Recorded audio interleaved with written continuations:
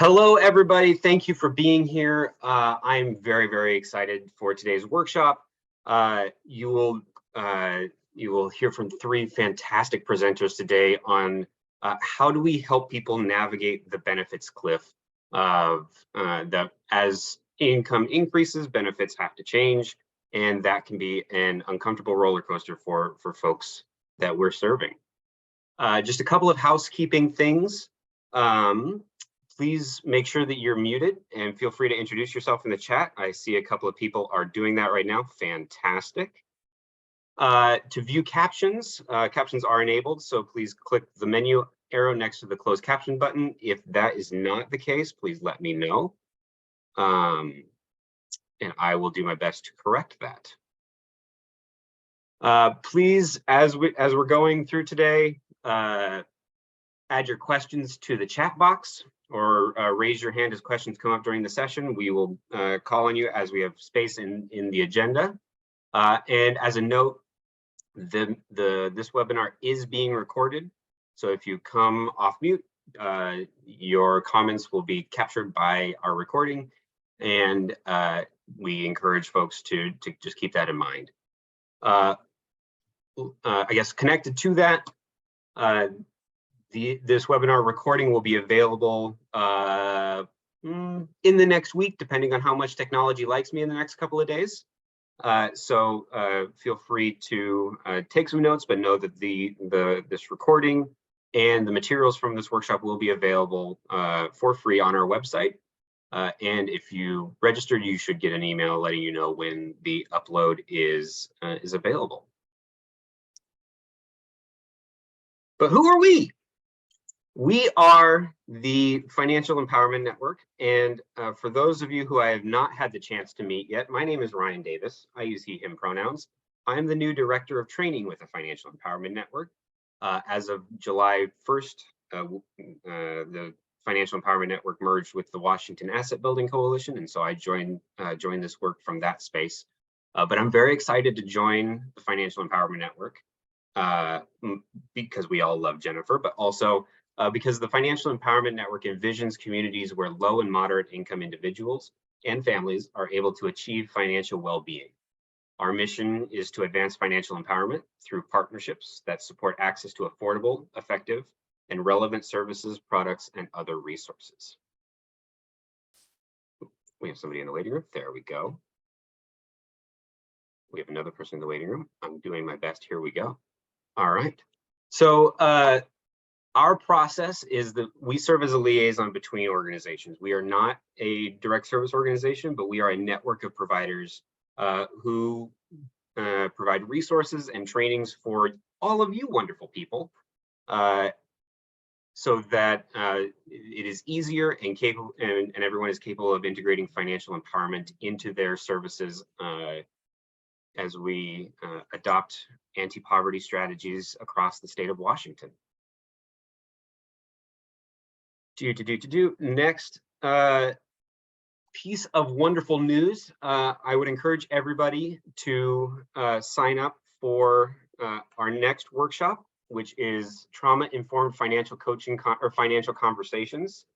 Oops, I pressed the wrong button. Here we go, one more time. I want this to close out. Stop it. Oh well. I'm going to add some links into the chat as soon as I'm done talking then, because the computer doesn't like me today. In any case, please, registration is open. Trauma-informed financial conversations will be Wednesday, September 20th from 2 to 3. Really looking forward to that wonderful workshop where we will have a representative from the Pierce County Health Department talking through how we converse with people who have experienced trauma. I believe that is all of my slides, but I do want to throw in a last plug.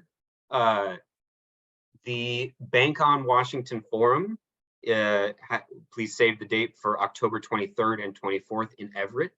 The Financial Empowerment Network is the lead organization in organizing Bank on Washington, which is a collaboration between community-based organizations, financial institutions, local government agencies to improve access to safe, affordable, and reliable banking options.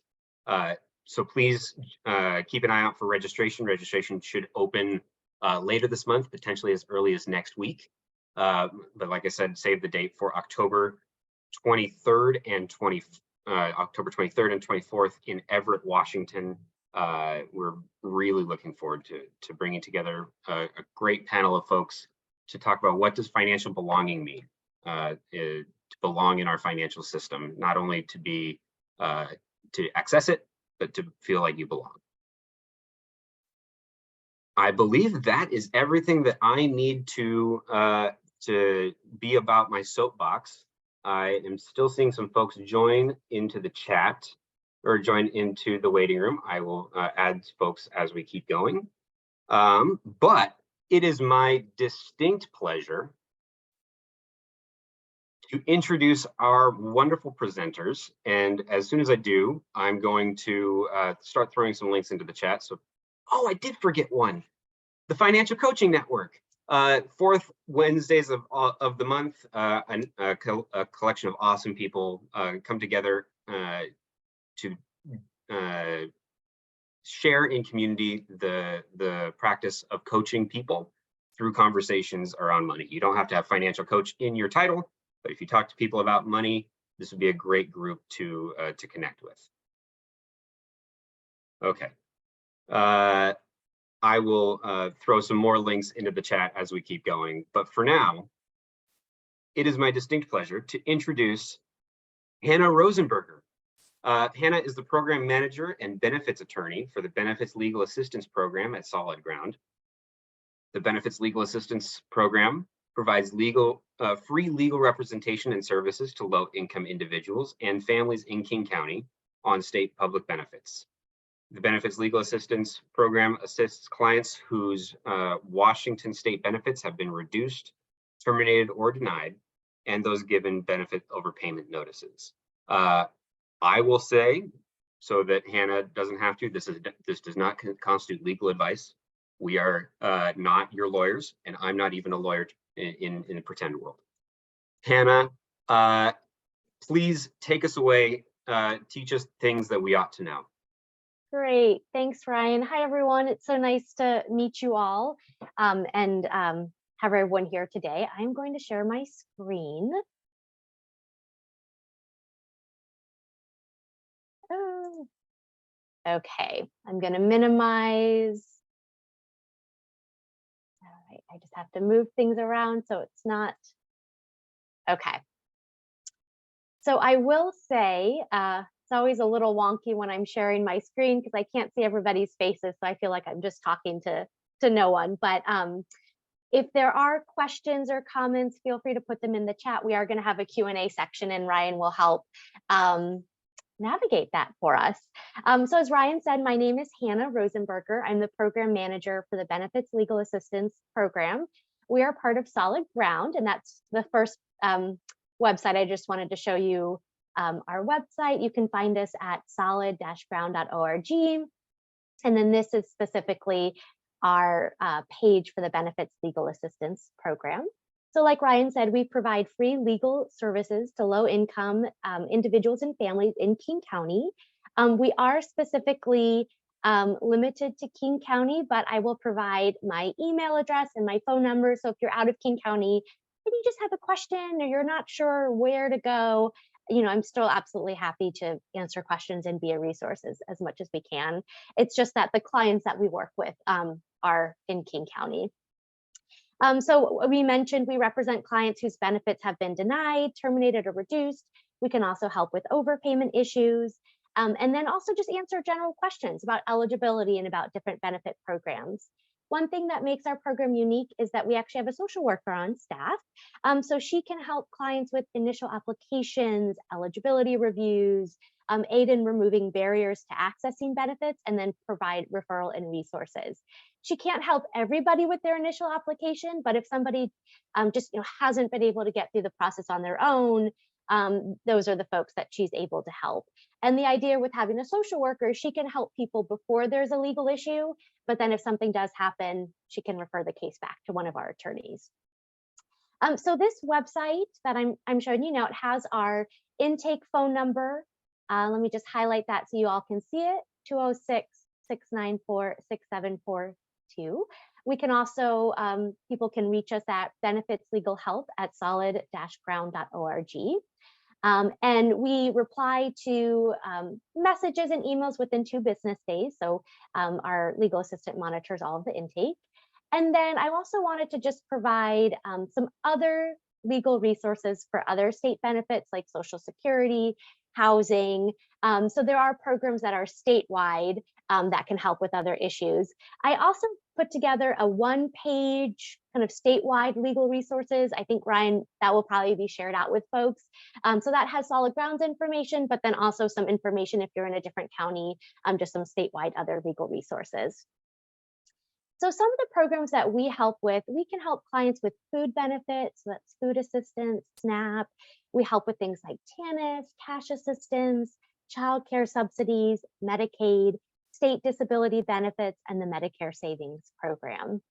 And now I'm going to pull up what I'm really here to talk about, which is we are going to walk through together this savings and asset limits worksheet. I didn't create this worksheet. It is, although I think it's a great resource, it is from the Bureau of Consumer Financial Protection's Financial Empowerment Toolkit. And I believe if it wasn't already shared out, it will be shared out to folks.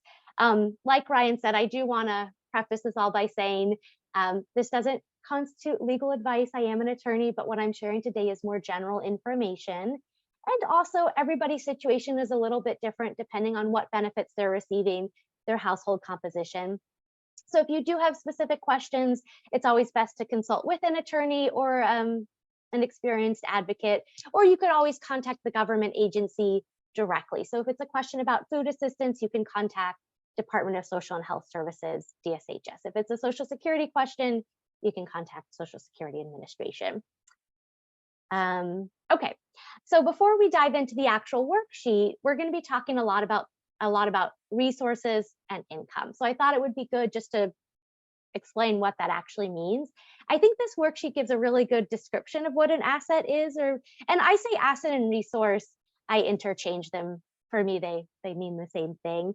It's essentially, something that can be turned into cash, something that has value. So that's cash on hand, bank account, checking account.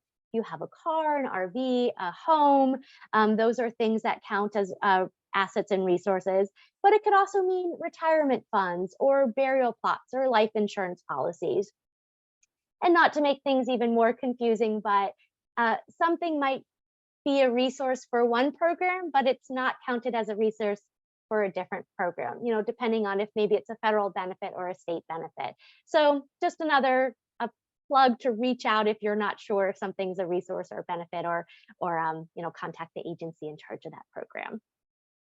Income, sure, we all know what income means, but it's essentially money that you receive either from a job, from employment, or from another source like Social Security benefits, unemployment benefits, child support. We won't be talking too much about income today. It's more about the assets and resources, but just wanted to flag that different types of income might be treated differently if you get it from a job versus if it's unearned, like from a pension or child support. So just want to keep that in mind. Okay, so enough talking and disclaimers and background noise. I'm just going to dive into this worksheet. And so what my plan is I'm just going to go through each section and then elaborate and provide additional information. I will say my program, we work on specifically state public benefits. This brochure or this worksheet includes things that are outside of that scope. So in some of these situations, I'm going to have to refer you to other resources so that I stay with my own scope. So the first program we have listed here is Social Security Disability Insurance, SSDI. You may have heard of, sometimes people call it disability, Social Security, SSDI, may hear it by a couple different names. So this program, it's based on your work history, and it actually does not have a resource limit, which is different from other Social Security programs. However, there are limits to how much you can earn through work while you are on Social Security disability insurance. So that's actually that could be a training in and of itself. So I'll just leave it there. But as far as resources go, because Social Security, it's based on how much you've worked, how much you've paid in taxes, there's not a resource test. However, the next Social Security program that's listed here is Supplemental Security Income, or SSI. This is not based on work history. So this is if you have a disability, and Social Security has a very specific definition of what it means to have a disability that prevents you from working. So again, we won't go down that path today, but just some background information. Oftentimes, people who are on SSI are maybe children or people that don't have a significant work history, but they still have an impairment that keeps them from working. So there is a resource limit here. It's $2,000 for individuals or $3,000 if you are a married couple. There are also income limits for this program. And if you have additional questions, Social Security, they do have some pretty good brochures and information on their website, but there is a resource limit for this couple. And if you have $2,001 in the bank account or in your checking account, you would be over the resource limit. So it's really important to know what the resource limits are and stay below them. So the next program, and I guess I should ask, hopefully folks can see it. I don't see the chat, but Ryan, if it needs to be enlarged, just let me know, come off chat and let me know, but I'll keep we can see it. Bigger might be better. Okay, yeah, I just thought about that. I have a big screen that I'm looking at, but I realized it might be. Okay, let me enlarge that. There we go. Okay, I'm sorry, everyone, that I should have thought about that at the beginning, but like I said, I have a giant screen, so it's pretty big for me. All right, so the next program I want to talk about is Supplemental Nutritional Assistance Program. You may have heard of it as SNAP. In Washington State, we actually call it basic food. So you may have heard of it, kind of has a lot of names. You may also have heard of the term food stamps. That's not a term we really use that much anymore, but some folks, that might be how you know this program. There is also a version of this basic food for people that are not eligible for SNAP, which is actually funded by the federal government because of immigration reasons, and that's called state food assistance. So SFA, state food assistance. Some families, when there's mixed immigration status, they're getting a mixture of basic food and state food assistance. The rules, as far as income and resources, it's all the same, but I did just want to mention that. So the income limits for basic food, basically, the easiest way to think about it is your gross income, so that's before taxes, has to be less than 200% of the federal poverty limit. So just as an example, 200% for a single individual is $2,430. So that's kind of the income amount that we're looking for. Most people in Washington don't actually have a resource or an asset limit for SNAP. There are technically asset and resource limits for SNAP. And if you go to a different state, it might be different. But Washington has opted into this expanded version of SNAP.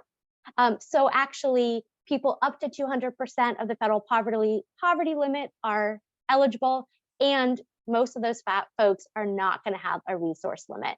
There are some situations where someone wouldn't be eligible for that kind of expanded coverage, and they might have a resource limit. And in those situations, let me just scroll down. If you have someone in your house who's elderly or disabled and you don't meet that expanded, we call it categorical eligibility. So if for some reason you do have a resource limit, but you have someone who's elderly and disabled in your household, your resource limit would be about $4,200. But just a reminder, most people don't have an asset limit for the food program. And I wanted to plug this earlier. We have a program at Solid Ground. We call it Ask a Lawyer.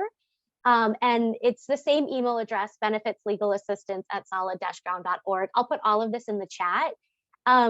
Because you've attended this training, if you just have a question that you don't necessarily need to do a whole intake, it's the client doesn't need to come in and meet to us, you just have a question like, hey, does my client have a resource limit, or what is the resource limit for this program? Email us and just put Ask a Lawyer in the subject line, and one of our public benefits attorneys will respond. And if it turns into a referral, we'll set that up. But I'm sorry, I meant to plug that earlier, our Ask a Lawyer program. Okay, so I want to move on to the next program, which is Temporary Assistance for Needy Families, also known as TANF. There is also a state version. Again, it's state funded. It's called State Family Assistance. TANF is for low-income families with minor children. So it's cash assistance, but you do have to have at least a one child in the home.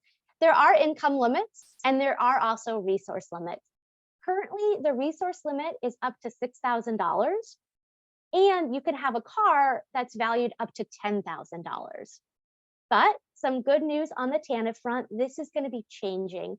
In February 2024, the resource limit is actually going up to $12,000, and the value of your first car is waived.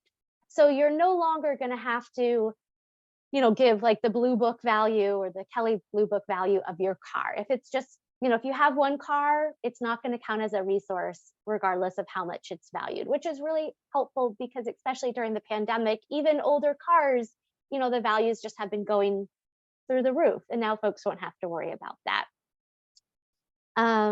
Just a side note, the TANF benefit, if any of your clients are in TANF, there's going to be an 8% increase starting January 2024. So some other good news on the TANF front. Okay, so the next section, I'm not going to be as helpful because in my program, we focus more on state public benefits, things like cash and medical, and the LIHEAP program, Low Income Home Energy Assistance and Public Housing, is a little bit outside of that scope.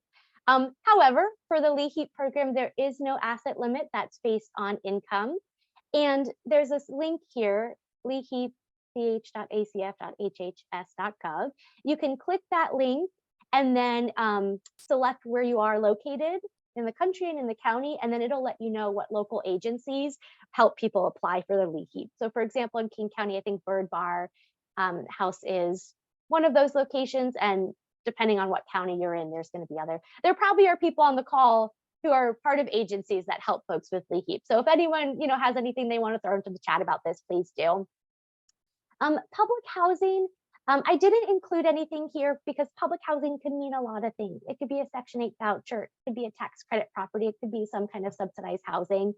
So what I will say for public housing is it's best to click on this link here, and then there's information about what type of housing, what county you're in, and then contact those individual agencies for more specific information. This is one of the situations where you kind of have to get more specific information before you're able to say, yes, this is the program and this has this resource limit.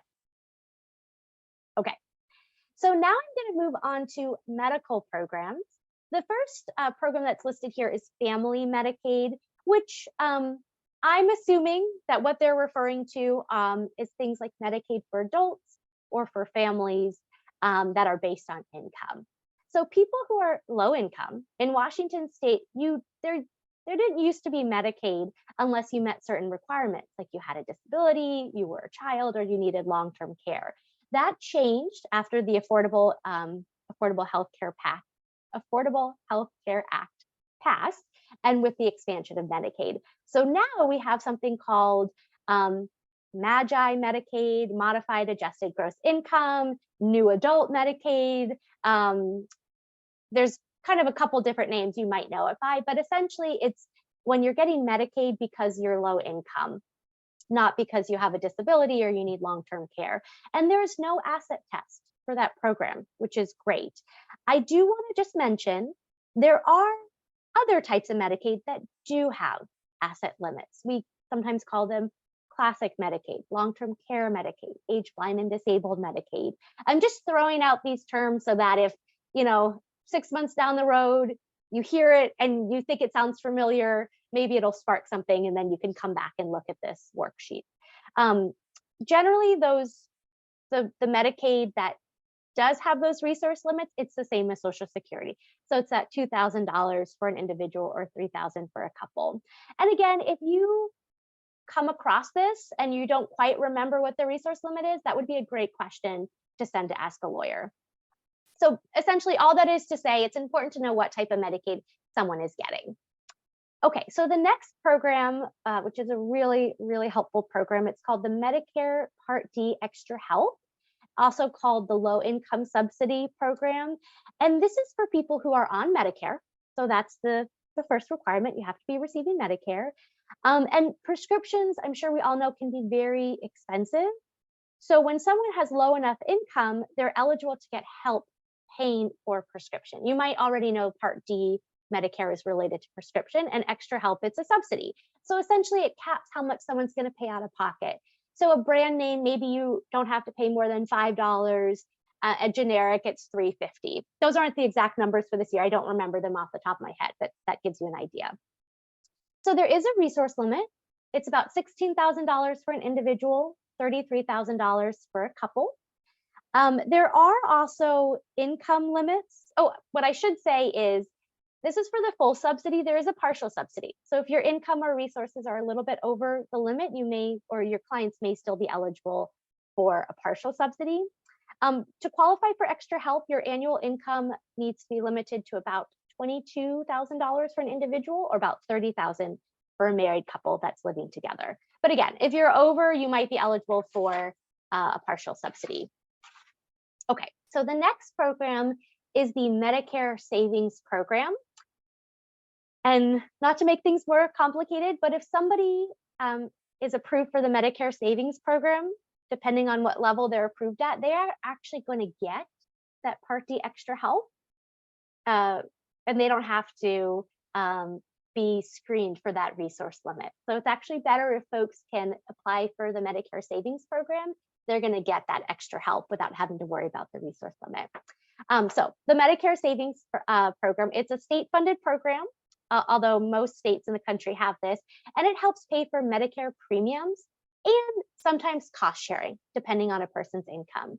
So very low income folks, about 100% of the federal poverty limit, they're going to be able to get their Medicare premiums paid and also get help paying for Medicare cost sharing. And people with slightly higher income, they may just get help paying for their premiums. It kind of just depends on where you fall on that income scale. The great news is, as of January 1st, 2023, there is no more resource limit to get on the Medicare Savings Program. Still an income limit, but no resource limit. So I wanted to mention this because you may be working with clients and you look at their income and they're on Medicare and you think, gosh, why aren't you on the Medicare Savings Program? It might be that they had too many resources and so they weren't eligible, but now they can reapply and get on this program, which is really helpful because it can pay for those Medicare costs.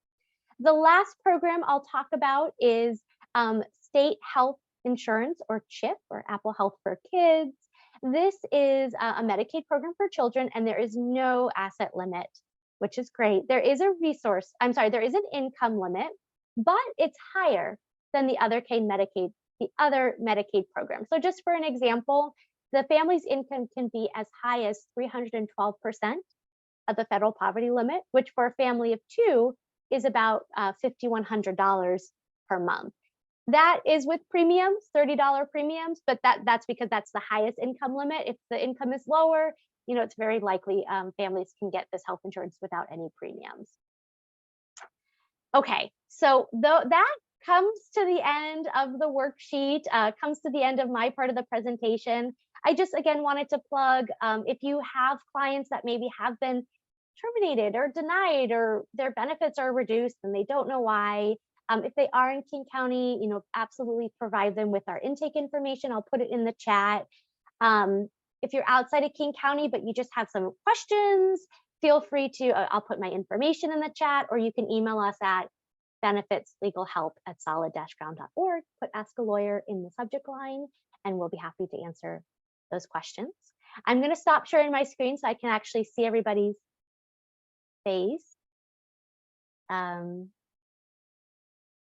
actually, I forget how to stop sharing my screen. So, nope, I figured it out. Okay, sorry about the technical glitch. I'll pause there. I can't remember, Ryan, if we're doing questions now or maybe at the end, but I'll let you. My plan was to collect all of the questions that had appeared in the chat, but there aren't any. So we're going to keep moving. I do encourage everyone to throw questions into the chat. If you have a burning question that you can't figure out how to type it out, please raise your hand. We'll find a time to sneak in a question. Hannah, please, thank you so much for sharing a little bit of your expertise with us. Please share your contact info so that folks can hashtag ask a lawyer. That's a hashtag, right? That's how that works. I'm young, I promise. I understand these things. Wonderful. All right. So without further ado, I will continue on our agenda, and it is my distinct pleasure to give a short bio, shorter than the one Brittany submitted, but she told me I could have a shorter one. Ooh, that is the wrong button. All right, there we go. Brittany Birken serves as the director and principal advisor of the Atlanta Fed's Community and Economic Development Team. In this role, Brittany specializes in the identification of structural barriers and solutions to career advancement for low-income working families. You can learn more about all of her work by emailing her, and I'm sure she will put her email in the chat when she's done talking. I will. Thank you so much, Ryan. Good afternoon, everyone. It is wonderful to be with you. I say afternoon. I'm in Florida. I should give that caveat. Good morning to you all.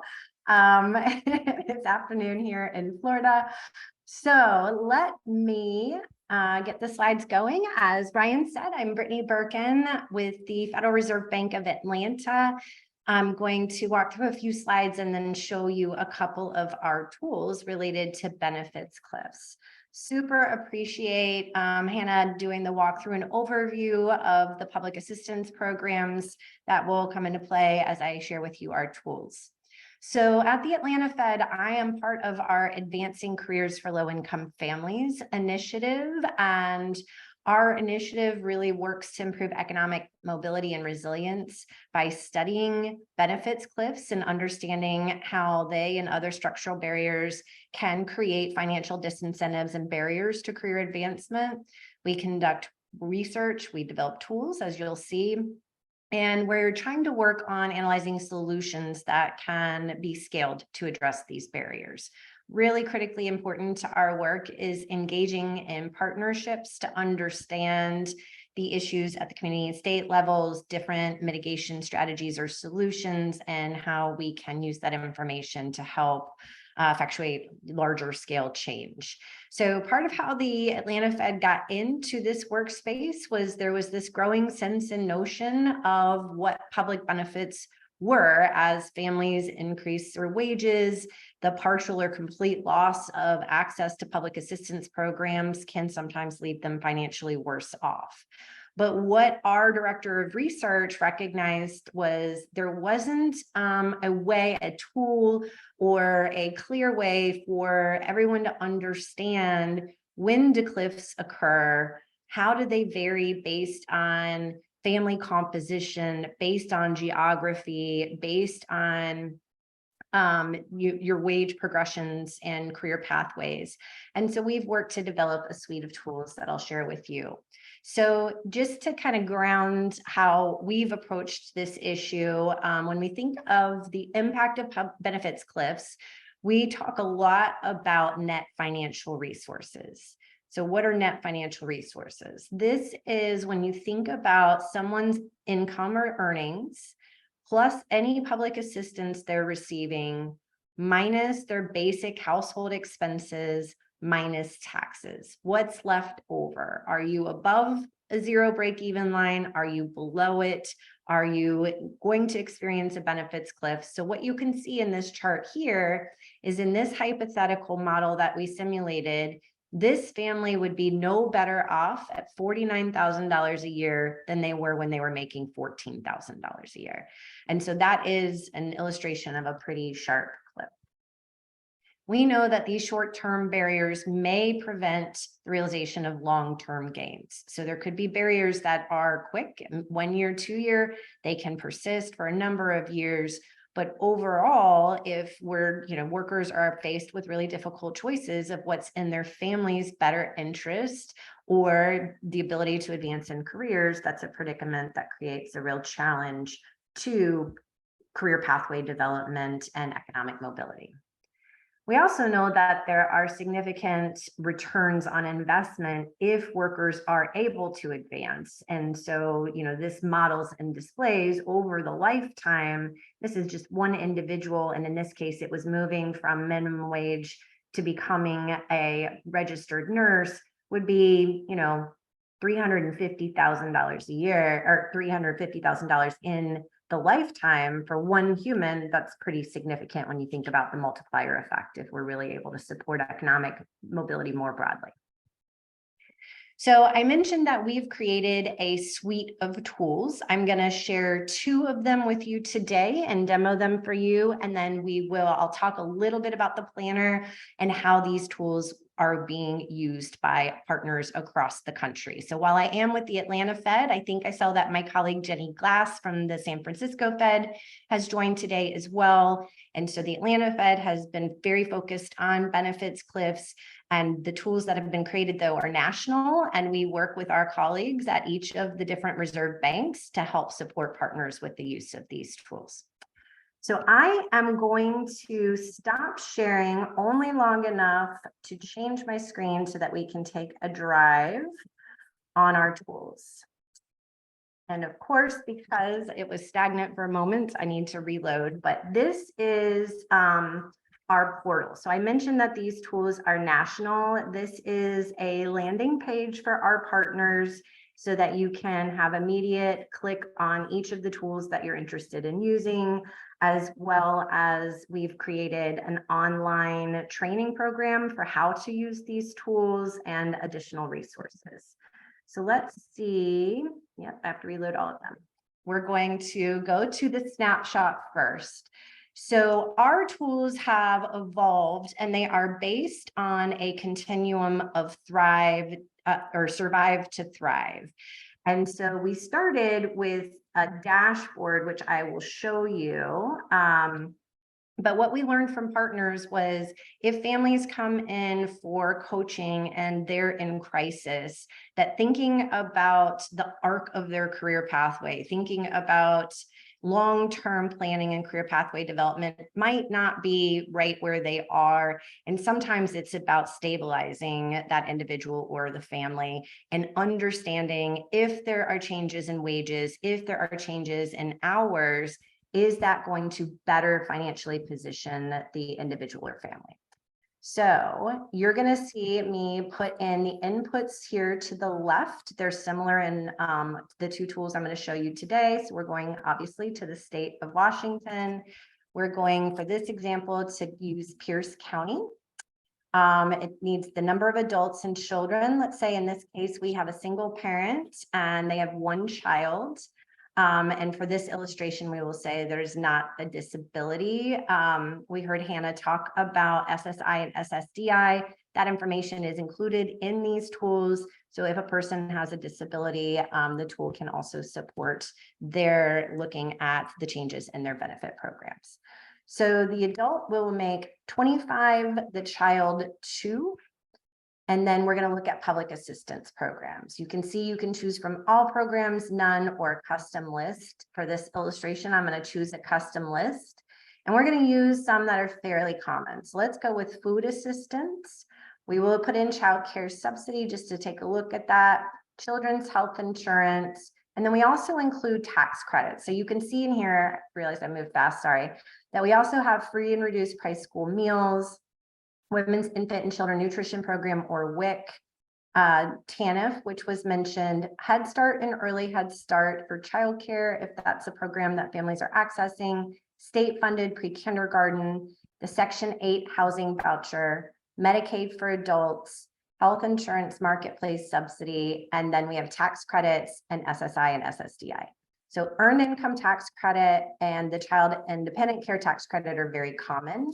So the SNAP, children's health insurance, earned income tax credit, and the child independent care tax credit are the most common package for families accessing public benefits. But I also threw in a child care subsidy just to see how that shakes out in this illustration. So you can put in somebody's actual rent or mortgage and utilities or use an estimate. For this, we're going to use an estimate. Scrolling over here, you can see that you can look at hourly or annual. For this example, we're going to say somebody was making $16 an hour and they were offered an opportunity to move into $18 an hour. They're working 40 hours a week. For this, we're going to skip, but you can put in if they do have checking or savings or other sources of income that gets at that asset limit that Hannah was talking about for the programs where that applies. And let's say that they do not have employer health insurance, just for this example. So we're going to give it a minute to think, and then I will show you the results of this. Brittany, while it's thinking, would you be able to post the link to the demo that you are using?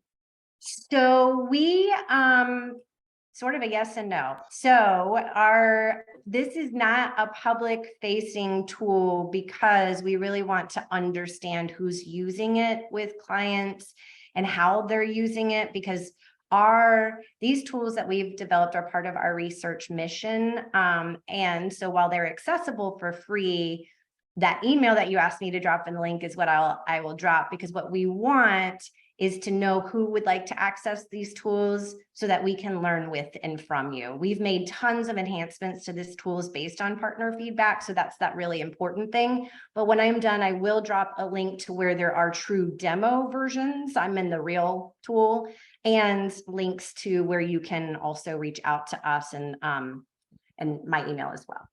All right, so with this change, we can see that the family's total budget will increase by $104 per month. If this was going to trigger a benefits cliff, this would instead be red, and it would show the amount that would be a decline. So we can see that this is better positioning. Very often what we've heard from coaches who are working with families is that there's a lot of hesitation and fear because it's not clear when benefits are going to change value, and it's not clear when you're going to lose eligibility. So part of this tool is to help with that information. So you can see here the differences in take-home pay, which is after taxes. So a net increase of $279. You can see the decrease per month of $176. And then if we could scroll down, you can actually see the values that change. So there's no change in children's health insurance. The value of it stays the same with this new potential raise. You can see that there's a small decline in the value of childcare subsidy. You can see that this single parent's going to lose eligibility to SNAP, and that they're going to have a reduction in the value of their earned income tax credit. But this can be used to just give a sense for coaches and for those that they're counseling that this move is not going to financially jeopardize you, and a mental readiness, though it does mean that you are going to lose eligibility to SNAP. So that is our snapshot, aptly named because it is the quicker of the three tools and the one that can be used pretty quickly with a modest amount of information from families. I'm now going to see if I can somehow shimmy over to the other tool without having to stop sharing. And this is our dashboard. So now I'm going to show you the dashboard. This dashboard is used thinking about career coaching and benefits cliff coaching. It can be used for both purposes. So I will again show you, we are in the state of Washington again. We're going to go to Yakima County. So you can see there's every county in Washington. I should mention that. And the policies that we're looking at behind these that Hannah walked through, we have a policy rules database that includes information on all core public benefit programs at the federal and state level. So this is all tied specifically to the state of Washington. And when we're in a county, we partner with the United for Alice, United Way researchers. If you've heard of the acronym ALICE, we use and partner with their minimum household budget to set that target to understand the net financial resources. For simplicity, wanting to stay on time, we're going to keep it with one child, very similar setup, still keeping the child 2 years old. We will change public assistance just slightly just to keep it somewhat interesting. So we're going to go with SNAP. We are going to go with housing voucher, children's health insurance, earned income tax credit, and the child dependent care tax credit. Now what's different in the inputs that you haven't seen is now we're looking at target occupations. So we have all of the industries and occupations that are included in the Bureau of Labor Statistics in our tools. So for this illustration, let's say the single parent was interested in exploring a healthcare occupation, and in fact was thinking about becoming a licensed practical nurse.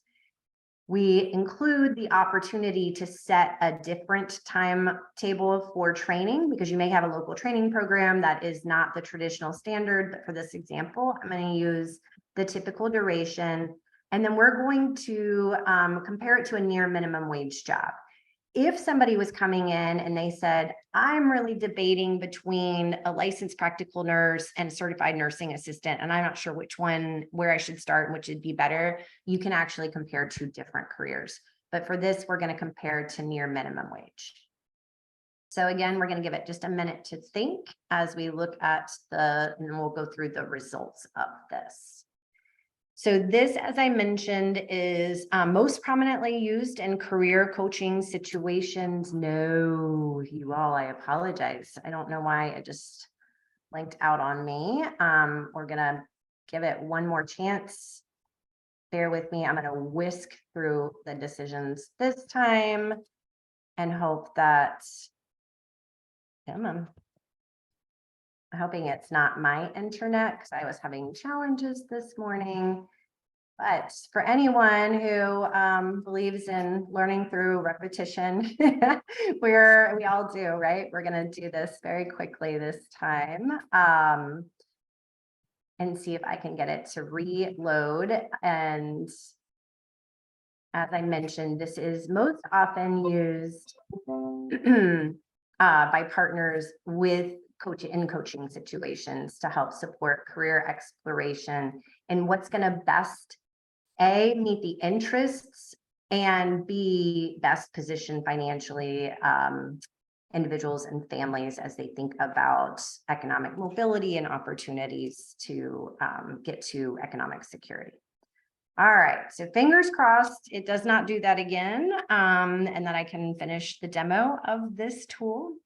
And so we'll give it another minute to think, and then I can walk you through the outputs of the tool. I know I'm moving quickly in the interest of time, but as I said, there's online training and we have weekly office hours and lots of supports. So if these tools feel like they are helpful to your work, please know that we can help you through follow-up. All right. So the first chart that we're looking at is individual income before taxes. And the reason that this new career starts low is the assumption is that this parent is working part-time as they are enrolled in training and education. But you can see that in this county, the starting wage of an LPN is approximately $56,000. And then with changes in experience, you can see and hover over how wages would increase compared to a near minimum wage job. You can also, the second view looks at take-home pay. So this is after taxes. And now you see this gray dashed line. That is what I referred to before, the United for Alice minimum household budget. So what does a single parent with a 2-year-old need in this county in order to make ends meet? And you can see that this position puts them over that near minimum wage. The reason that this dips and drops over time is that as children age, costs like childcare roll off and decline. And so what you need for your minimum household budget will change accordingly. If you're interested in what's included in the household budget item, we have a chart that includes, so you can see the hover over values of childcare, healthcare, food, rent, utilities, transportation, miscellaneous costs like food, like clothing, and then technology. And you can see how those values change over time. So that perfectly matches that gray dash line. All right, now we're going to get into public assistance, the good stuff. So here are the values of eligibility. You can see right away, near minimum wage, you're going to stay longer and eligible for longer periods of time. And you can see in moving into an LPN, there's going to be some changes. Again, the first year, the values would be highest because the assumption is that parent was working part-time. And then we can see how these change. This is important because it lets you see sort of the interaction of public benefits, which lets us look and see, are there going to be any cliffs? So what we can see quickly is this 0 is the break-even line. So in the near minimum wage job, they're going to stay under that break-even line and have difficult household budget choices to make pretty much until their child is 18. And the assumption is that they are coming off of the budget, whether or not that's true. However, we can see while the licensed practical nurse position is far better positioning, there is a cliff that occurs in 1 year of employment. So when I mentioned short-term barriers, this would be one. You can go back up and see what really caused that. In this case, it is that the family would no longer be eligible for the earned income tax credit. And so there would be that. But what's helpful is if I'm using this in a coaching setting, I can see this is better positioning. I can prepare for this benefits cliff. And then I can see that I'm going to have a rebound in my out years and continue to make wage increases and progressions. So that is a quick tour of our dashboard.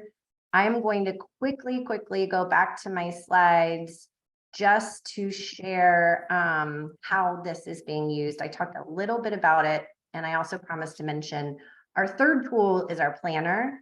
This is a more time-intensive tool. It is both for career exploration and budgeting. So rather than using local approximate costs for food and housing and childcare, this tool you can actually put in a family's costs. Do they have assets? Do they have, do they owe money? Do they have debt? What is that? How does that all factor in so that you can create a budget? We also have a dashboard that lets you look at all the policy rules by county and when and how those policy changes would take effect. That is a public facing, so it's included here, but happy to drop it in the chat as well. Just wanted to make sure you all knew that was another resource that's out there. All right, so how are these tools used? So these tools have been used just number one, to map the issue. As I said, we get so many questions like, I understand benefits cliffs, but when do they occur? For whom do they occur? How do they vary based on what public assistance someone's receiving, what their family type is, and where they live? So these tools help with that. As I mentioned, they're also being used primarily as a workforce development assistance tool. That can be in higher education, that can be in adult career planning and coaching. We have a lot of human service leader partners that, are over TANF and SNAP that are using these tools to help think about economic self-sufficiency. Can also be really helpful for thinking about what are the wraparound supports that families are going to need as they're engaging in training or different career pathway development. And we've also seen it be incredibly useful for engaging employers into the dialogue who have said, this explains so much. I never understood why someone would turn down a raise or a wage increase. Because we have all of the policies in our database, we also have the ability to simulate policy changes. So if there were changes in asset limits, if there were opportunity to create more graduated phase outs, what might that look like? How could that work? And then last, importantly, we have a number of partners that are starting to use these tools for cross-system collaboration. So can we look at government and nonprofit assets? If we better understand the potential barriers, how can we think about our resources in a way that really maximizes them in order to support economic mobility? So that is a quick tutorial of some of our tools. I hope I stayed in time bounds, Ryan, but wanted to move pretty quickly because I want to make sure that we have plenty of time for Q&A. So with that, I will stop sharing and hand it back to you. I think we are doing great on time, and I encourage people to continue to use the chat to ask some questions. I was reading some of the ones that I think are aimed at Hannah while Brittany was giving her presentation.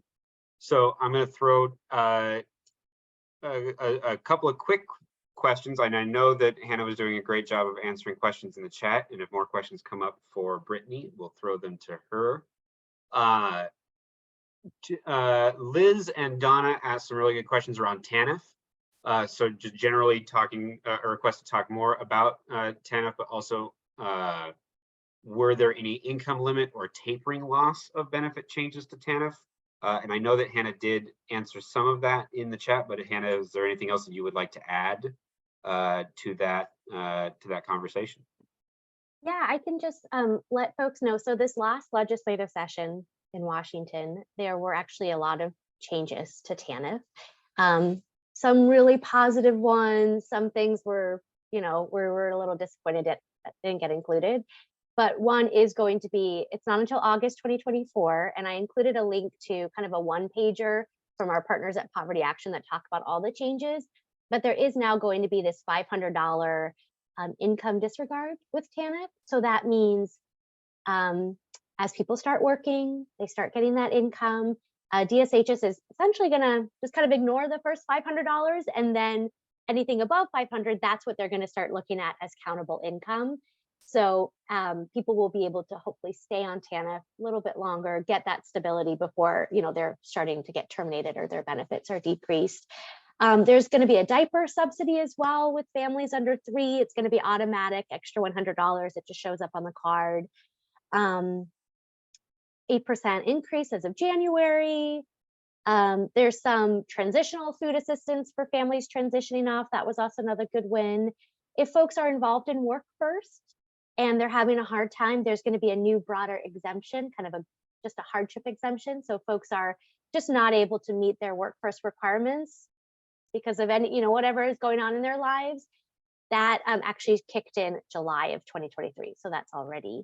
So just kind of a quick update, but definitely check out that link. I'll drop it again because that has a good summary of all the TANF changes. Wonderful, thank you.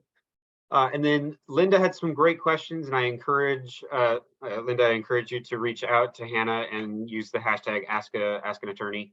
But quick question: can people switch from Medicare Advantage to Medicare Savings during Medicare enrollment, and are there income limits? So great question. The Medicare Savings Program, people can enroll at any time. It's not like Medicare where there's strict enrollment. It's just when you become eligible for the Medicare Savings, when you start getting Medicare, that's when you can enroll. I'm trying to kind of answer that question. There are some people that when they're low enough income, they may not need a Medicare Advantage plan because the Medicare Savings Plan is going to cover premiums, cost sharing, help with prescription. There are other folks that their income is higher, so a Medicare Advantage plan may still make sense for them because they get more than just help paying for the premiums. So, that might be a more specific one-on-one question.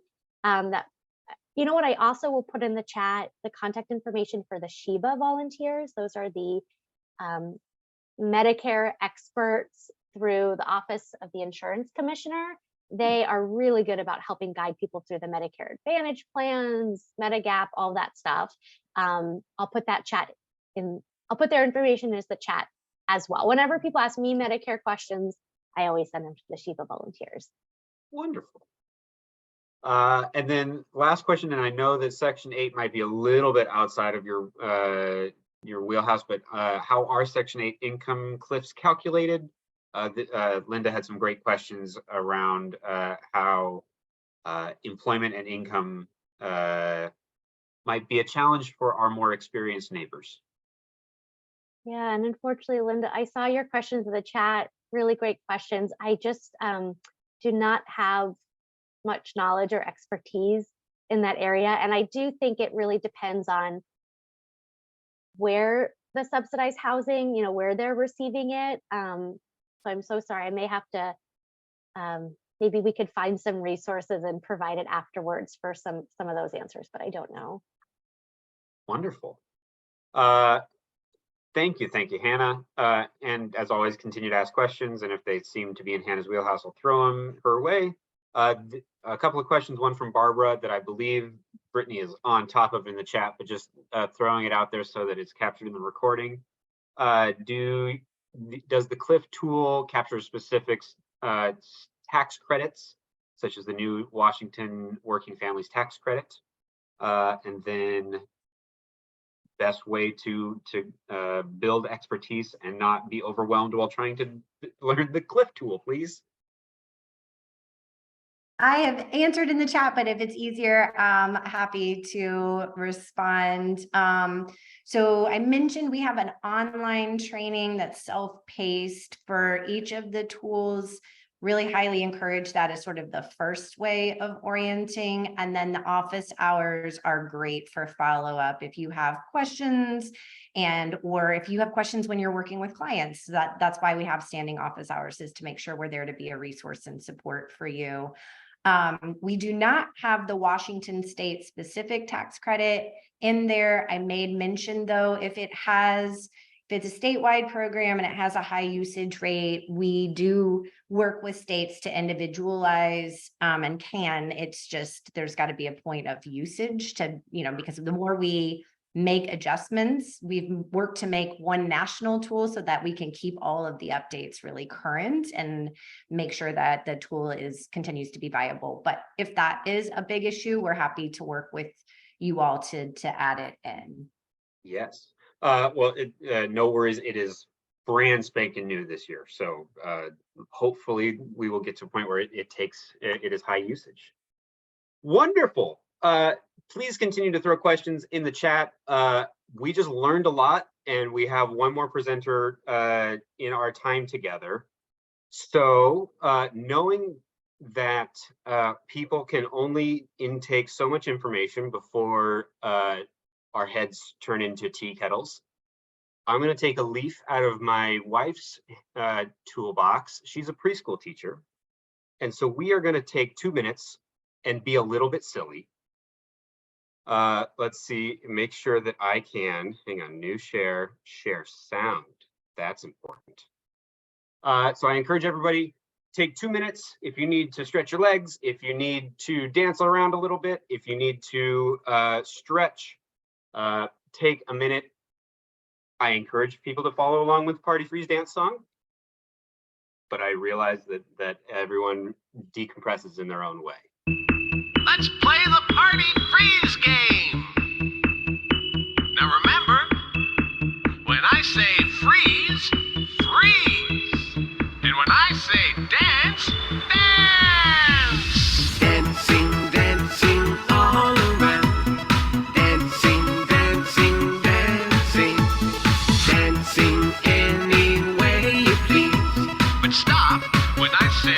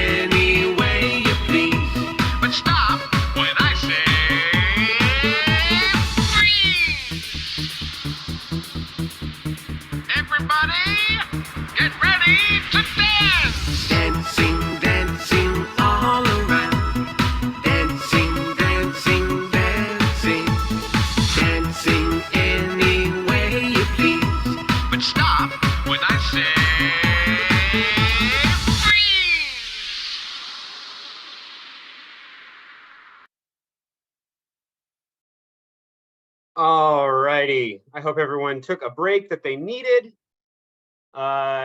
in whatever way, shape, or form felt right for you. If you needed to mute it, I completely understand. It's not everyone's cup of tea. But let us continue our learning of benefits cliffs with an expert in her own right. Oh, I did not expect to get winded from that. I might need to work out more.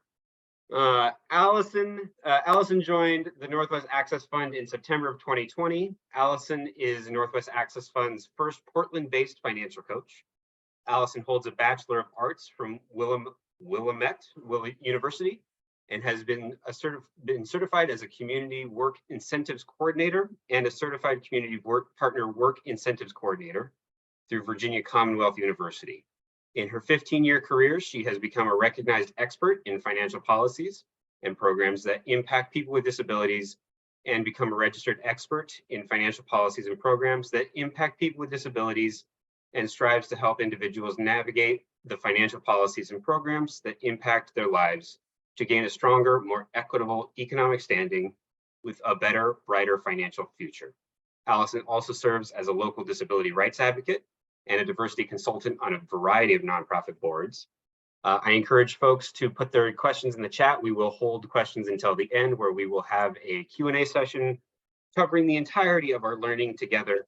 But I will share my screen. Allison, I'm going to spotlight you because you deserve it. Here we go. Hi, everybody. Wonderful to be here. I'm the senior financial coach and benefits planner at Northwest Access Fund. I'm going to give you a brief overview about what we do and then jump into sort of service interaction with folks and what we do specific to benefits planning. Next slide, please. Hi, so our mission at Northwest Access Fund is we offer people with disabilities customized loans, financial coaching, and other resources to promote access to assistive technology, independence, financial resilience, and life opportunities. Northwest Access Fund serves all of Washington and Oregon. Idaho is rolling out soon. We serve all incomes, all ages, and all disabilities. Next slide, please. Okay, so to note that Northwest Access Fund recently became an FCS contracted agency, so we are in that umbrella of agencies that can support people in that way. We provide one-on-one financial coaching, unlimited sessions to most, for saving support, debt management and debt issues, learning about debt, credit issues and learning about credit, assistive technology needs. We'll assess assistive technology needs and how to budget and get support with loans and grants for those things. We talk about ABLE accounts as a gateway to savings, very important with asset limits. Credit building loans, we do provide some credit building loans, opportunity loans, and small dollar loans for people that need support with easy access to loans and small dollar lending. Benefit education and navigation, which is mostly what we're going to be focusing on today, budgeting and banking. Before we go into much about our benefits planning, we want to caution people that you always want to work with a certified Social Security benefits planner. Right now, our current certification is through Cornell University. This requires 1,000 hours of in-person coaching experience and testing for the certification and ongoing training requirements. We don't want to equip you with enough information to make you dangerous. Working without this certification can make you dangerous. We'll give you some basics in what we can help with, but we do strongly suggest that you refer to a benefits coach or a lawyer when dealing with benefits issues. Next slide, please. So first, we're going to talk about some of the stigma that we see people with disabilities coming to us with every day, how we get there, and what we do about it. So we start out with this great quote: "There's no greater disability in society than the inability to see a person as more," by Robert M. Hensel. We talk a lot in this presentation about cliffs, but we also see the benefits, income limits, and asset limits as like a basic barrier to advancement. So we're going to talk about why we can see that happening and what we can do about it when we assist people and coach them towards a brighter future in lieu of this navigation puzzle that we're in. Next slide. Okay, so a few financial statistics from the National Disability Institute. On average, people with disabilities are twice as likely to make less than $35,000. They are also more financially fragile, with 55% of people with disabilities not being able to come up with $2,000 in an emergency. We can see that that correlates very much so with the asset limits that they are forced to live under for SSI and Medicaid benefits. And then there's also, coupled with this, you have low income and low assets, but you have more expenses, and medical expenses compound. So a US household with one disabled adult needs an estimated 28% more income to obtain the same standard of living as someone else in the workforce. Next slide, please. And there's a lot of different reasons for this, but we can see that historically, when these benefit programs were thought of, this was a long time ago, and times have changed, and we're thankful for people's consciousness shifting in a more progressive space. But historically, parents were assumed to take care of their disabled children well into adulthood. And what this means is that state systems were built to believe that people would rely on natural supports and they would be taken care of for all of their natural life. What we're seeing now is people with disabilities are striving for employment and opportunities, and a lot of the natural supports for some families are just not there. And so people with disabilities do need to support themselves. Also, after the advent of institutionalization fell away, thankfully, the offering of state-funded care, healthcare through Medicaid, was considered adequate. And in a lot of ways, it is helpful because it is low cost entry to health services. However, a lot of the times it's going to be a situation in which the public health care is not going to be enough to fund people's supports, because it's basic and it's going to be looking to deny services and save the state money a little bit. So what we're seeing is people with disabilities really want to work and supplement their Medicaid with maybe work coverage. So if we can just know that we need to be looking at somebody with a disability supporting themselves, but sometimes this is discouraged because there's perceived limitations of the disability and because they're not given an option and educational tools to make this a reality. Okay, next slide, please. It is assumed that due to the presumption of natural supports, people with disabilities need less to live on. And we'll see this because when we have things like in-kind support or something of that nature, where housing, rent is provided, clothing is provided, food is provided, there's a 1/3 reduction in benefits. There's a presumption in the benefit system of other people being there to supplement the person's needs.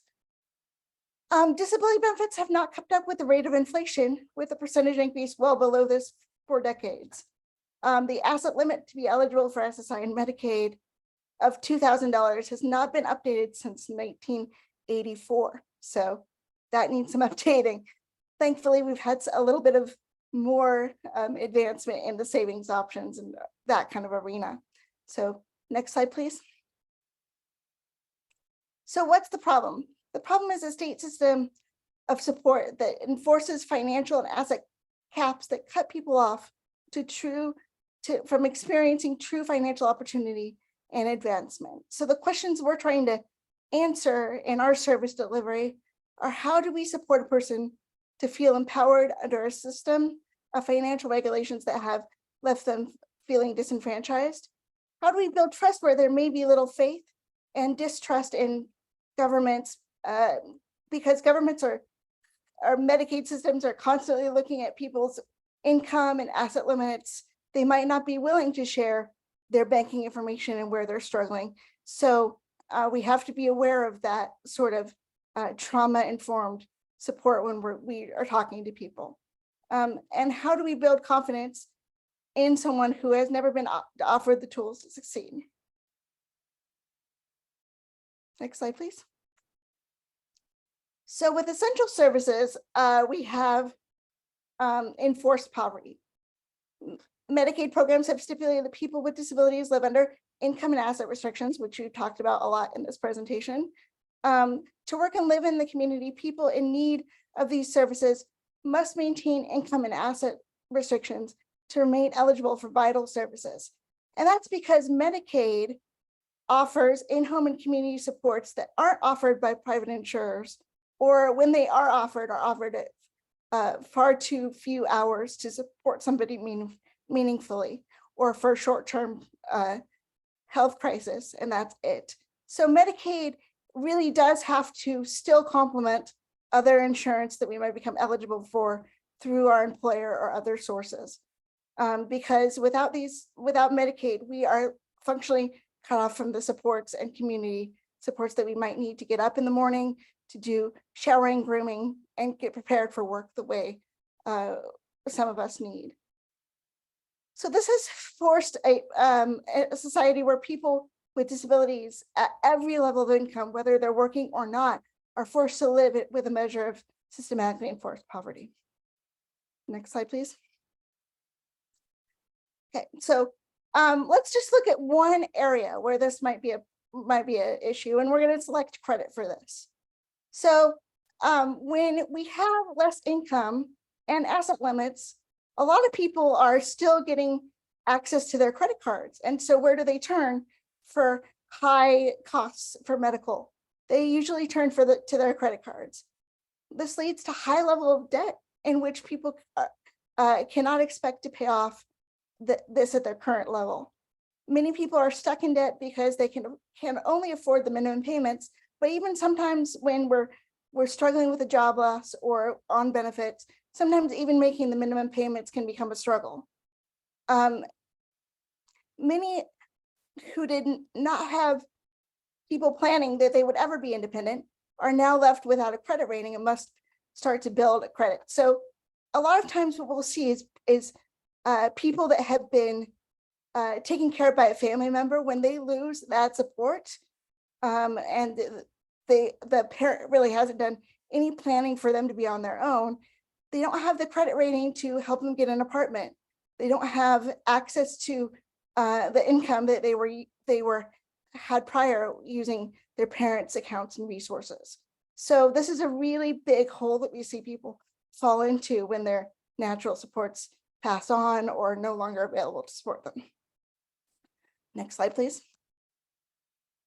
So ways that we connect people to services, it's really kind of a catch-all in our program. We are working with folks that are generally not otherwise service connected. So we are screening them for eligibility for Apple Health and basic food. We provide assistance applying for state programs like SNAP and Medicaid, Apple Health through Washington Connection. We're educating them on Medicaid eligibilities. And because people will lose their SSI after making a certain amount of income when working, we're looking at the applicable Medicaid waivers to continue their supports if they are working and making substantial income. Helping people open ABLE accounts and plan to use ABLE accounts to save and pay for expenses. We're going to talk about that later, but that is a big opportunity that's just opened its doors, and people are learning where they were a little shy to save money before or fearful. Now we're trying to shed some light on the fact that they can, and sort of crack that door of awareness open for them that saving is possible. Next slide, please. So we're going to talk in general about what we do for Social Security navigation and support. We're providing education regarding SSI and SSDI eligibility and what to expect during application or when you start working and things and your benefits change. We are providing income on how income and assets will impact SSI and SSDI and entitlements. We're explaining how living arrangements and even roommates and family members can impact SSI entitlements. So we're often talking about, how rent, paying your own rent and paying for your own food is important to get the full SSI entitlements, and teaching families how then to start charging their child rent, and how that's going to impact the person's income that is accepting the rent, and also how that's going to increase the SSI entitlement by avoiding the value of 1/3 reduction. We're assisting people in responding to SSA overpayment notices. And we're also going to talk a little bit more in depth about what we do at application stage. So that's the next slide. Next slide, please. Okay, so keep in mind, this is a very long process. And what we try to prepare people for is a marathon and not a sprint. Keeping in mind that in 2023, almost 70% of all applications for SSI and SSDI were denied at initial submission. The SSA website states that applications can take 3 to 5 months to process, but in reality, this process is much longer and can last at least 6 to 12 months. The good news is when initial denials are submitted with frequency, it is common for subsequent appeals that after subsequent appeals, they're often approved. Although on average, it is not uncommon to see 3 appeals before approval. And while there are many lawyers who will take a case once it's denied, there are few service providers that will assist with initial application. Next slide. Okay, so when we're preparing a Social Security application for SSI or SSDI, we want to make sure we're conducting informational interviews to get applicants thinking about how the disability limits their daily functioning, barriers, how this presents barriers to working, comprehensive medical history, which is difficult for some people to get, but we need every, not just medical treatments and interventions due to the disability, but pretty much every medical interaction you've ever had for anything outside of your disability also needs to be explored. And so a lot of times we're working for people to collect their medical data, their the places where they were treated, their doctors, and the outcomes of their major treatments as it's remembered, the best that they can.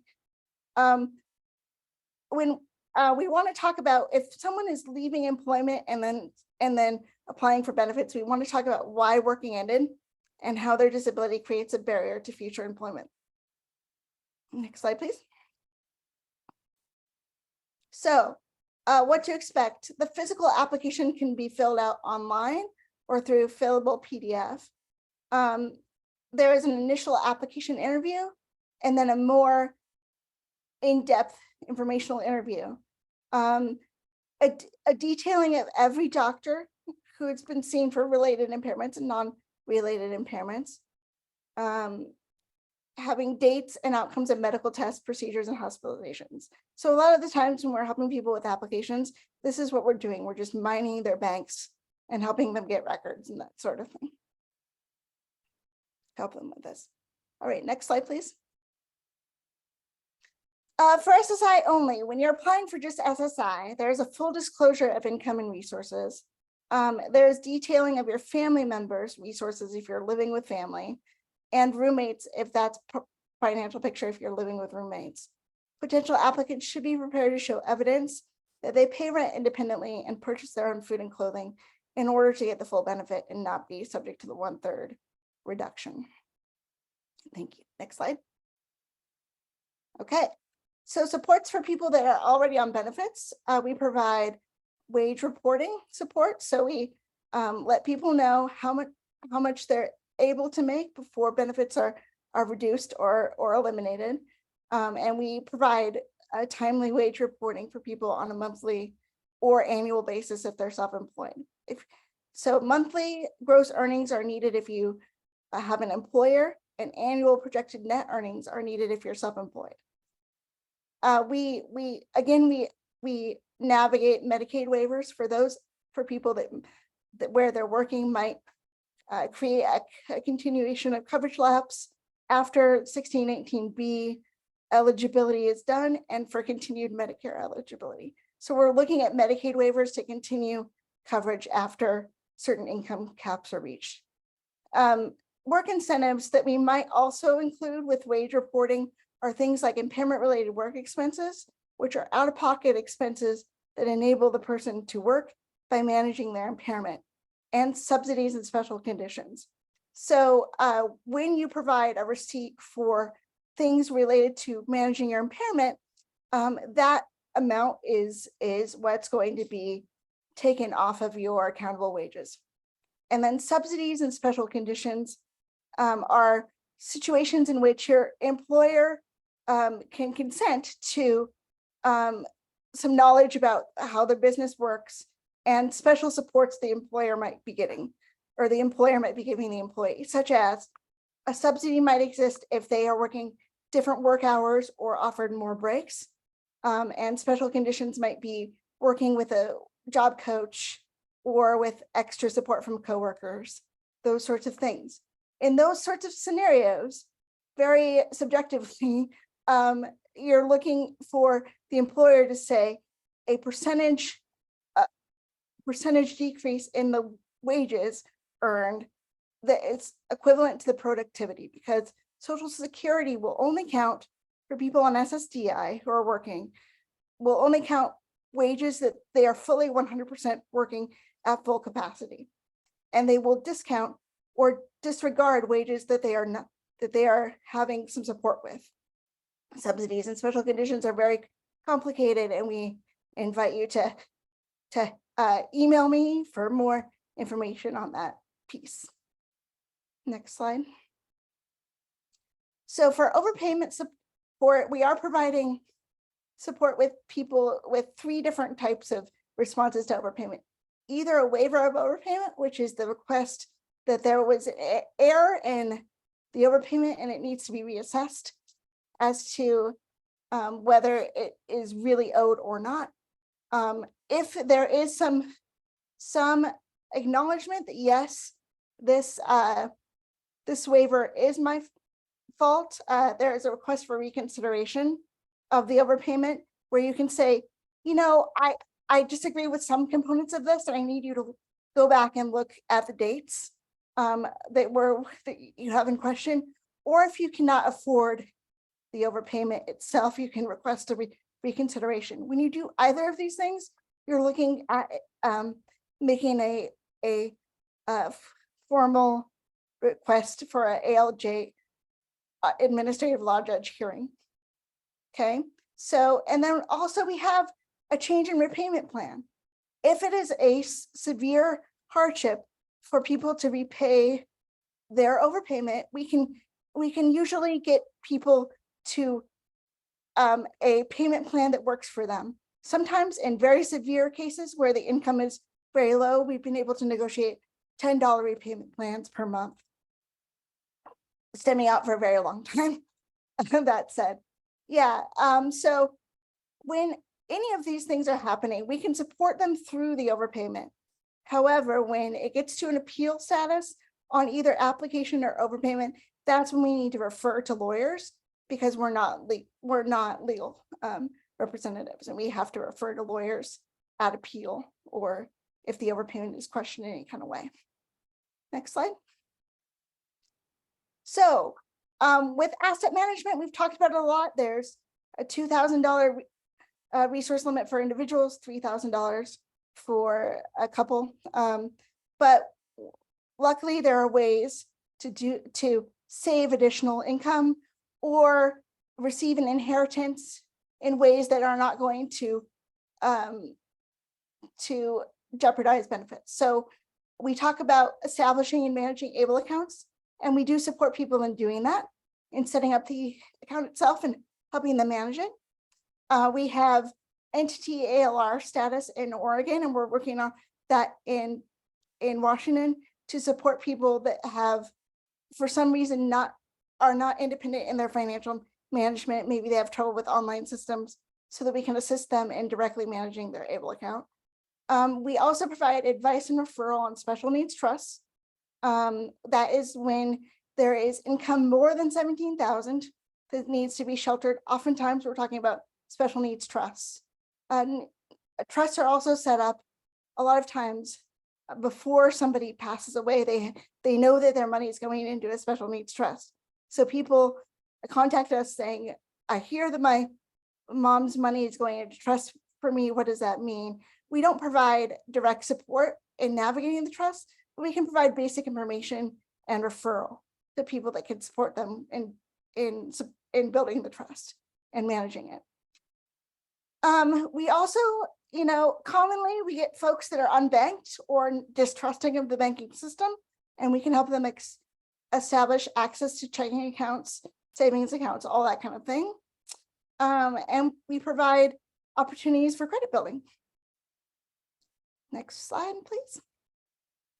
So ABLE accounts, obviously open to people disabled before the age of 26. This is changing. In 2026, you can be 46, be disabled before the age of 46 and be eligible for an ABLE account. This allows people to save $17,000 annually, and the accrual can grow year to year. What this also means is people can now give money, and if that money goes into the ABLE account, money from parents or gifts at birthdays oftentimes can really disrupt somebody on SSI, because if they get cash, that's considered unearned income, and it's a dollar for dollar reduction after a $20 exclusion. So it's a real big bummer to get a gift, just a check from grandma. But if parents and family and friends want to give to the ABLE account directly, those funds are not going to be counted against the individual. The person with the ABLE account and friends and family giving gifts can save collectively $17,000 annually.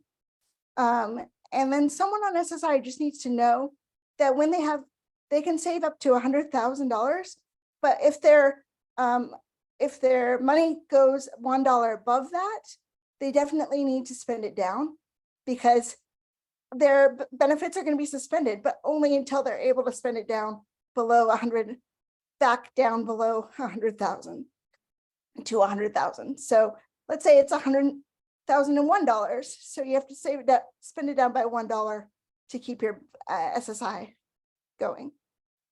Okay, next slide. Okay, so support that we do for ABLE accounts a little bit more. We can help somebody in opening the ABLE account.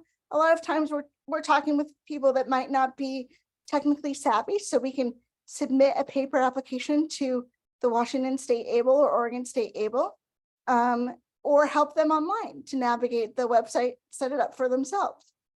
We explore the investment options. We're not technically investment experts, so we give limited information on the investment options that are available. We're explaining deposit and withdrawals, letting them know that there is a timeline for deposits and withdrawals, and to be aware of that timeline, and timing deposits and withdrawals so that the income is not going to come in at a time where it's going to trigger them being over assets or under assets.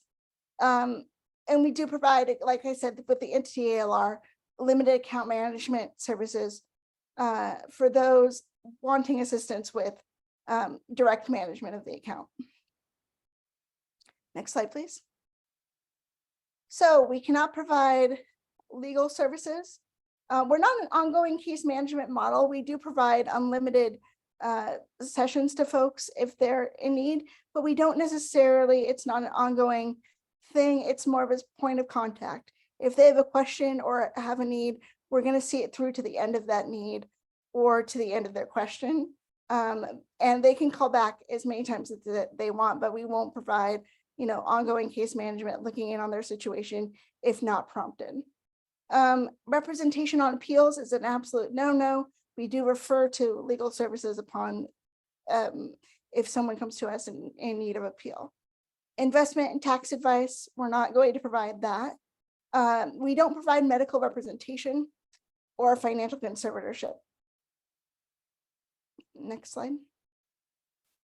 So we're going to go into kind of what we do when we're talking with people and we're up against these really hard, scary topics, because a lot of times income coming into the household and saving income can be really scary for someone that knows that their benefits could be impacted or has not been able to save in the past, and has had, like last month, for example, I was working with a client who was not going to save money in the ABLE because way back when they saved $3,000 and were only allowed to save $2,000, their benefits ended for over a year while they investigated the asset issue. So they were really scared to save. So what do we do with people that have those sort of fears around financial management and support?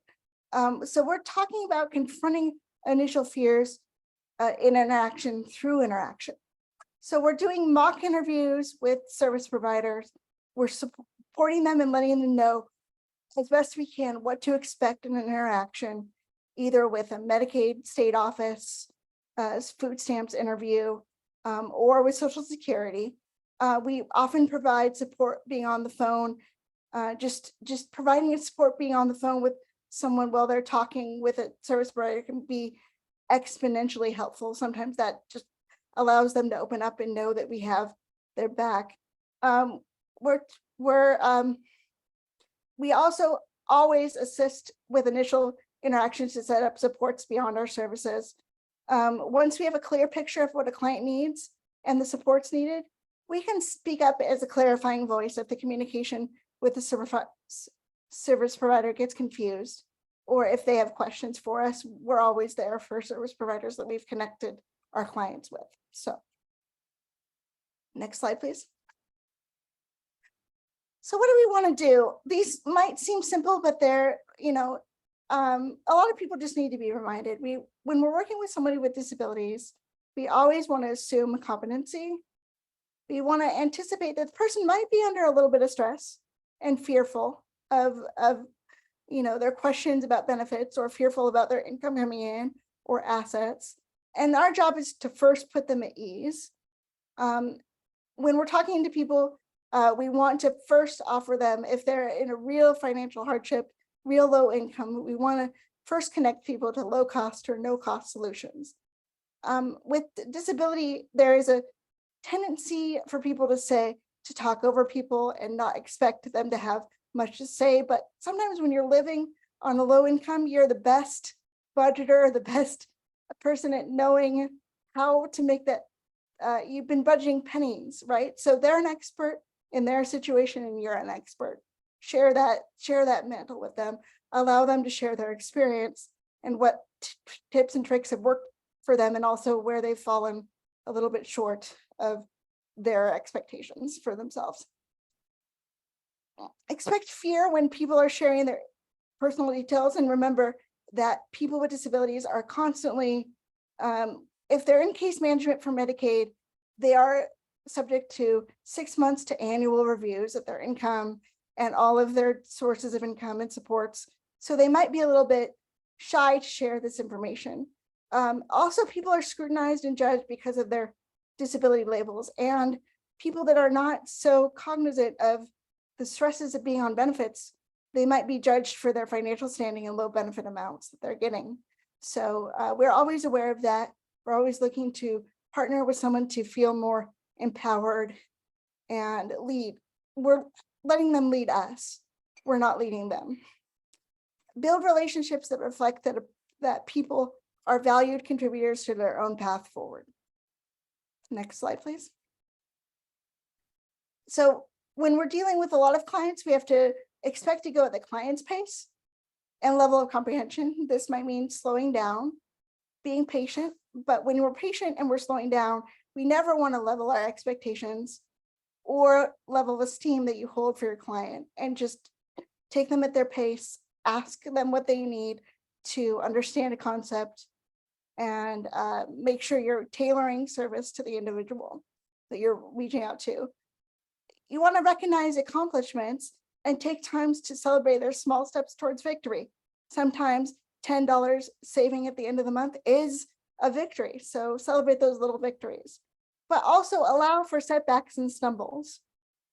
One thing that's really key when we're working with people with disabilities is, I don't necessarily tell people to write.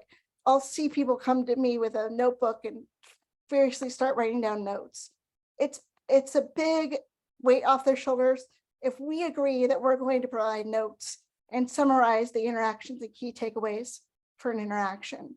So when possible, please do this with your folks with disabilities. Provide little synopsises of how the appointment went and key issues addressed. When in doubt, ask questions for clarification and repeat concepts as necessary. A lot of times people come back to us and need things explained again, and we're always able to revisit a topic. We never say, okay, that's enough, we're done with that topic. We'll always repeat the key concepts as needed. All right, next slide, please. So if you have a tough question about services or an inquiry about connecting to services or benefits for a person that you're serving, please visit our website and click on the coaching link to ask an expert a question. You can always email our coaching team at coaching@nwaccessfund.org or call us at 206-328-5116. Next slide, please. All right, we are proud to announce to introduce our new youth transition program led by my colleague Ruth Daughtry. We are going to serve youth with disabilities ages 14 to 25 and their families. We're going to provide one-on-one coaching and disability benefits planning to this group. We have a Dollars and Bills course, which is a financial foundations course for youth with all kinds of disabilities beginning in September. Our plan is to provide monthly cohorts with up to 3 class sessions for youth and their parents, financial benefits and access to credit building products and checking accounts and savings accounts. We're going to pull in a bunch of our collaborators and make sure people are service connected for those financial basic supports. And also we're going to provide monthly classes for parents on SSI application beginning in August. Applications for children under age 18 we're going to go over, and also what happens at age 18 with the redeterminations at age 18 or the adult standard and the kid standard. So one of the things that's really important when we're talking about youth and adults is to recognize that there is a Social Security standard for children's benefits, and that is different than the adult standard. So in the attachments that I've sent to Ryan, you'll see that there is a blue book. The blue book is basically Social Security's manual for whether a disability is approved or not. Using the language in the blue book can help substantiate a disability and make sure that it will be determined eligible for benefits. So there's a child standard and adult standard. Both of those things should be in Ryan's supplementals.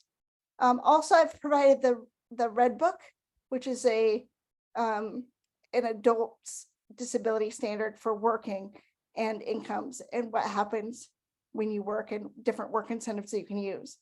So very important stuff that we've added there. And to get more information on the youth program, you can always go to our programs and there's a transition age youth services landing page to sign up. Next slide, please. So yes, so we're the financial capabilities team. We're available at coaching@nwaccessfund.org. And our phone number is 206-328-5116. Once again, thank you for having us. Next slide. Done. That was it. Wonderful. Oh my goodness. I feel like I just learned a bunch. I'm gonna bring us all back here and clear up my end of the screen. Oh my goodness, we had a bunch of questions in the chat. While I review them to figure out which ones to ask first, one that I had been that we have been sort of playing around with in our back end You had mentioned that if you give us too much information, we become dangerous. How, any recommendations on making sure that we stay in our own lane and refer to experts when appropriate? So you can always visit Social Security's website and their policies and spotlight pages for basics on programs and understanding things. But when it gets down to knowing exactly how dollars and cents or more income is going to impact the picture, it's always good for the service provider to be linked in with us, just on a team. What I say is, like, let's table the issue, let's get around the table, let's all talk together. It's a very collaborative model. When you have more people, with their eyes and ears supporting the person, some people really feel that's a better thing. So I build teams around people. So the case manager that brings me this person initially, I may provide, we may get into a meeting with the person's family members and case manager and myself as the benefits planner. We talk through scenarios. So always, shoot for a team approach. Don't go it alone. And we always welcome that team around people. That is a great reminder that we are stronger together. All right, so going through some of these questions, Linda asked a couple of good ones. When people with disabilities and medical problems have education and skills, employers in the tech industry and others emphasize overtime and make it difficult to remain employed, and folks may often face discrimination. Any resources or suggestions on self-advocation for people with disabilities or advocate resources? Absolutely. So we want to stipulate that employment discrimination and accommodation for basic job descriptions is a recovered right under the ADA. That said, retaliation on bringing up these issues is something we see. Legislation in notion and legislation in practice are two different things.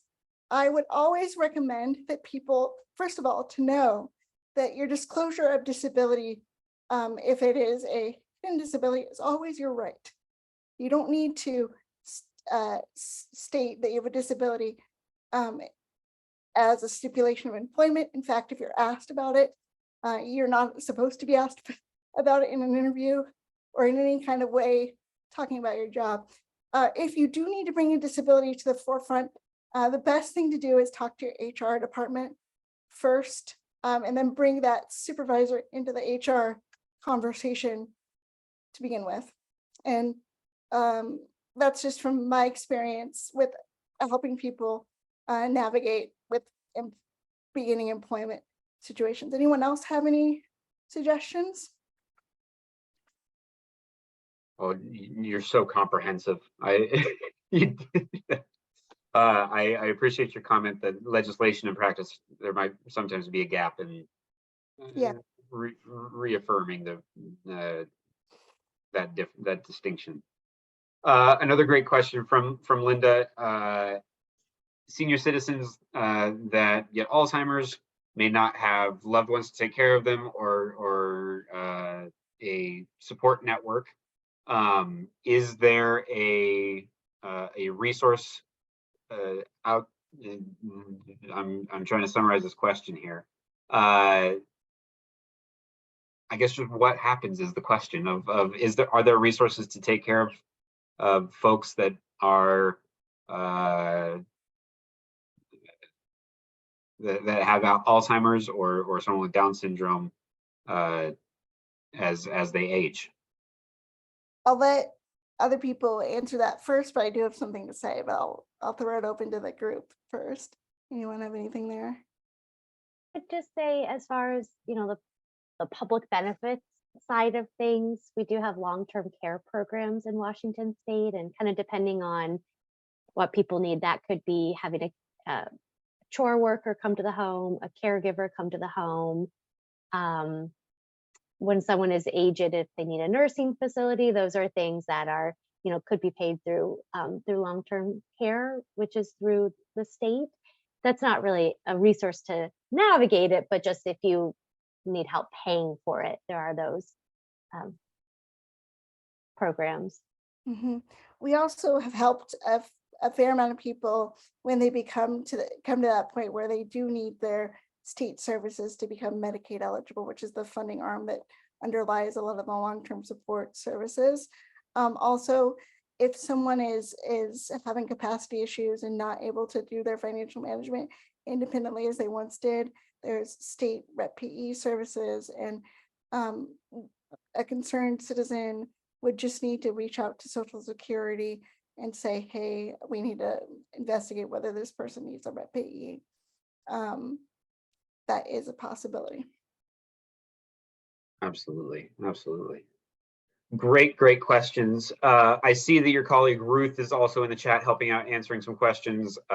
Question of SOAR certification, that y'all are not SOAR certified, but use SOAR resources and training. I don't know why that was hard to say. Some kudos to you, obviously well earned.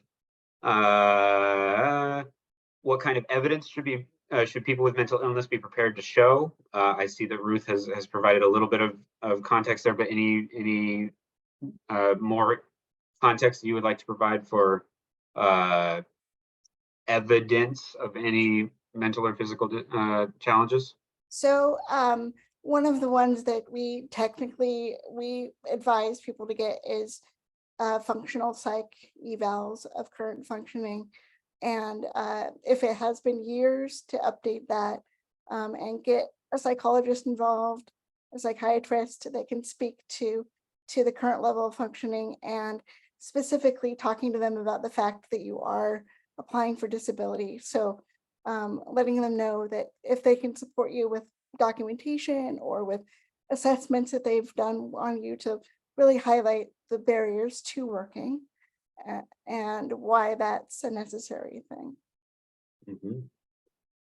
Wonderful. And I'm going to say last question, because we are coming up on time. Question on screening of our young folks, especially in highlights of your transition youth program.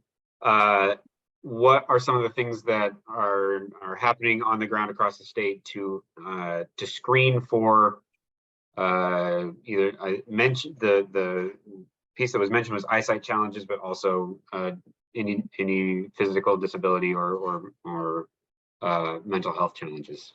So eyesight's a tougher one, because if it's adjusted by glasses to a certain level of fair vision, it might not be considered a disability. However, if that is a case, I mean, we really need people to know of these services, and we're trying our best to blast out our cohort because it's necessary. If people are under the age of 22, there's also the student earned income exclusion, where they're allowed to make a certain amount before it impacts their benefits. So letting them know that there is possibility for early career exploration without it completely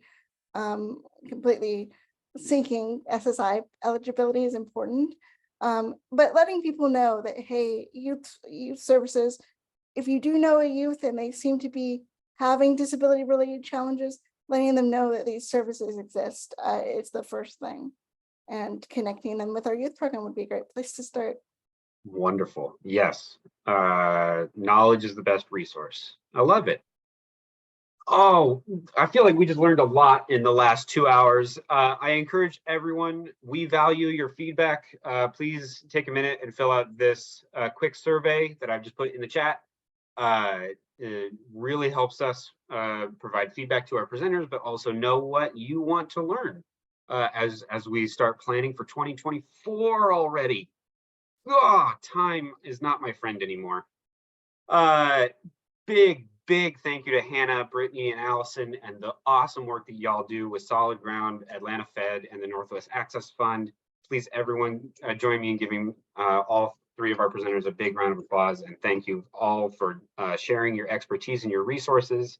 If I could encourage our three presenters to throw your emails in the chat one more time, just so the folks have a place to connect with you. I will say that this recording should be available in the next week, like I mentioned, depending on how much technology likes me. The resources from today's workshop are available also online. I'll throw the link in the chat. If there's something that seems to be missing, let me know and I will update it as soon as I can.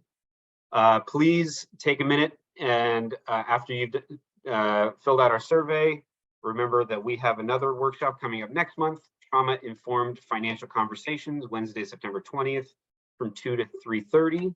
And later this month, please join us at the Washington Financial Coaching Network, where we will be again highlighting the wonderful work of the Northwest Access Fund and talking about what it feels like as presenters or as coaches to have these these conversations around benefits cliffs. Throw that into the chat one last time. With that, I am going to stop recording and let everyone get a little bit of time of their day back, about 3 minutes. Thank you everybody for spending a little bit of time with us today. I hope everyone has a great rest of your day, great rest of your week, and until next time.